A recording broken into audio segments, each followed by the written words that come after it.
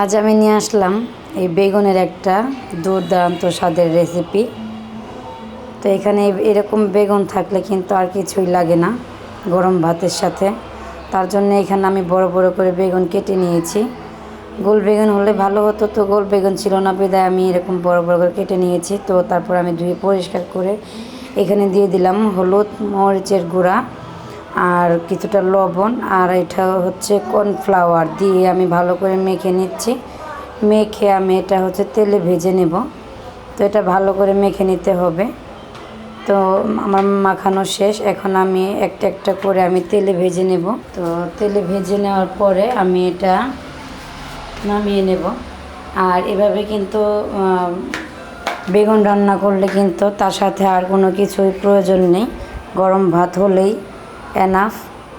তো এখানে আমি বেগুন ভাজা উঠানোর পরে সেই তেলেই আমি আরেকটু পরিমাণে তেল দিয়ে দিয়েছি। তার মধ্যে 2-3টা এলাচ দারচিনি দিয়ে তারপর আমি এখানে পেঁয়াজ বাটা দিয়ে দিলাম। কারণ হচ্ছে যে এখানে আমি পেঁয়াজ বাটা দিয়েই আজকের বেগুন রান্না করব। তো তারপরে এখানে আমি বেগুন যে মেখে রেখেছিলাম তার মধ্যে যে কিছুটা মশলা ছিল সেই মশলাগুলো আমি পানি দিয়ে ধুয়ে এখানে দিয়ে দিয়েছি। তারপরে মরিচের গুঁড়া পরিমাণ মতো, হলুদের গুঁড়া, লবণ আর হচ্ছে আদা রসুন জিরে বাটা আর ধনিয়ার গুঁড়া দিয়ে আমি ভালো করে এই মশলাটা কষিয়ে নেব অনেকটা সময় নিয়ে। মশলাটা কষিয়ে নিয়ে তারপর আমি এখানে পরিমাণ মতো 1 কাপ পানি দিয়ে দেব। তো পানিটা গরম হয়ে আসলে আমি এখানে বেগুনগুলো দিয়ে দেব। আর এই রেসিপিটা বাসায় একবার হলেও ট্রাই করে দেখবেন। আর ভালো লাগলে অবশ্যই লাইক, কমেন্ট, শেয়ার করতে ভুলবেন না।